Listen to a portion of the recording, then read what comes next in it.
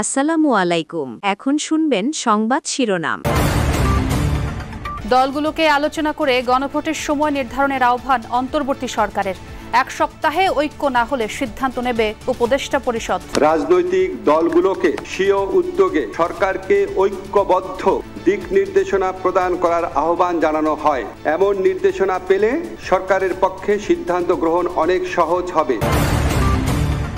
দেশ সংকটময় মুহূর্তে দাঁড়িয়ে গণতন্ত্রের পথে হাঁটা নির্ভর করছে আগামী নির্বাচনের উপর, বললেন সিইসি।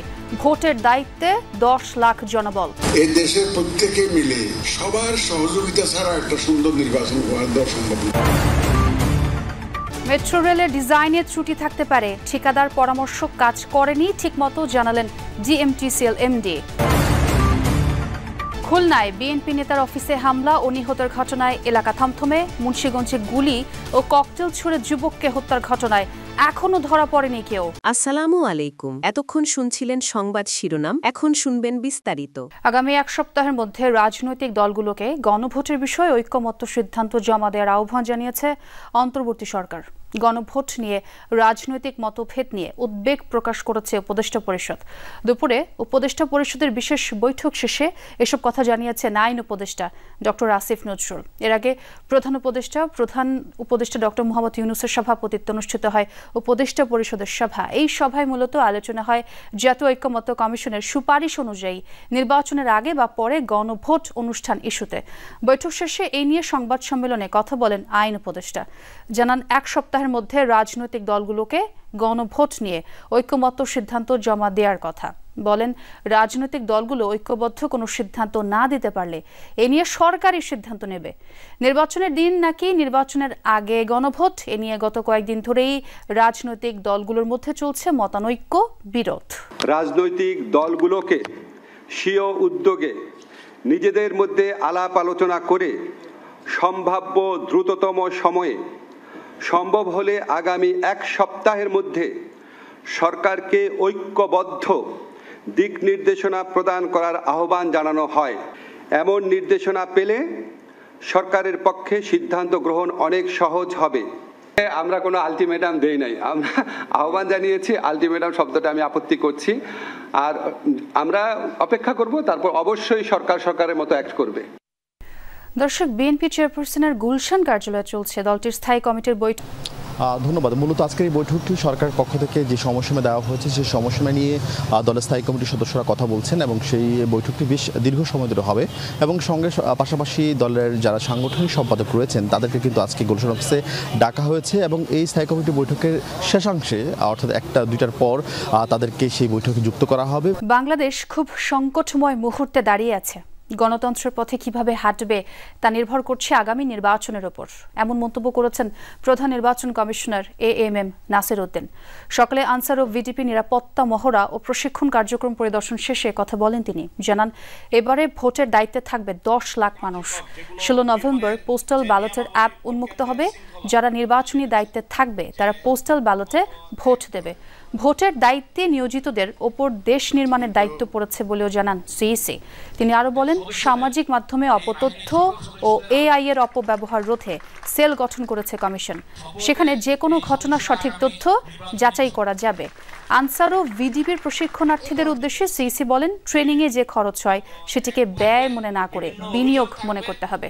এই দেশের প্রত্যেকে মিলে ভোটাররা, এই যে বাহিনীর সদস্যরা, আমাদের সাংবাদিক ভাই বোনেরা, রাজনৈতিক দলগুলো সবার সহযোগিতা ছাড়া একটা সুন্দর নির্বাচন করা সম্ভব না। মেট্রো রেলের ডিজাইনে ত্রুটি থাকতে পারে, ঠিকাদার পরামর্শক ঠিকমতো কাজ করেনি বলেই দুর্ঘটনা। আর এমনটাই জানিয়েছেন ডিএমটিসিএল এর এমডি ফারুক আহমেদ। সকালে এক ব্রিফিংয়ে এই তথ্য জানান তিনি। বলেন, ড্রোন আর ফিজিক্যাল ইন্সপেকশন করা হয়েছে, এতে মেট্রো রেলে যেসব সমস্যা পাওয়া গেছে সেগুলো ঠিক করা হয়েছে বলেও জানান ডিএমটিসিএল এমডি। বলেন, প্রতিযোগিতামূলক ব্যবস্থা করা গেলে মেট্রোতে খরচ কমবে।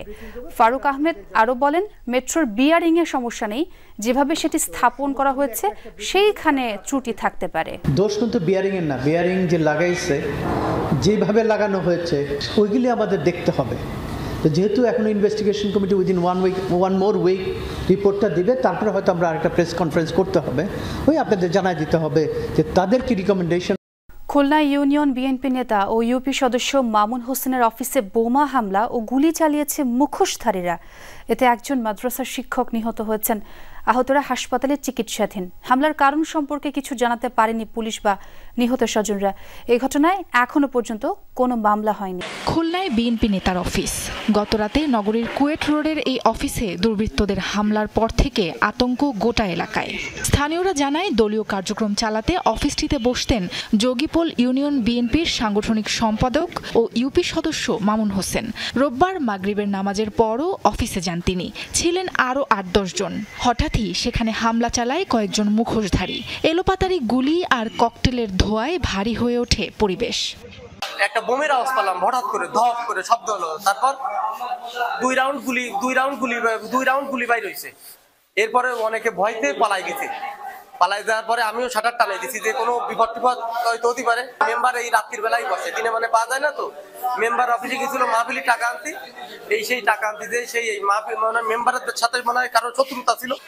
গুলির আওয়াজে ছুটে আসে স্থানীয়রা। এরই মধ্যে গুলিবিদ্ধ হন মাদ্রাসা শিক্ষক এমদাদুল হক। ককটেলের আঘাতে আহত হন মামুন হোসেন ও বেল্লাল হোসেন। ৩ জনকে উদ্ধার করে হাসপাতালে নেওয়া হয় তৎক্ষণাৎ। পরে গুলিবিদ্ধ এমদাদুল হককে মৃত ঘোষণা করেন চিকিৎসক। রাত্র ১৫টা বাজে হঠাৎ করে বিকট দুটো শব্দ হয়েছে। স্বাভাবিক মনে করা হয়েছে যে মনে হয় ছাদের যে সেন্টারিং পড়ে না ওরকম শব্দ।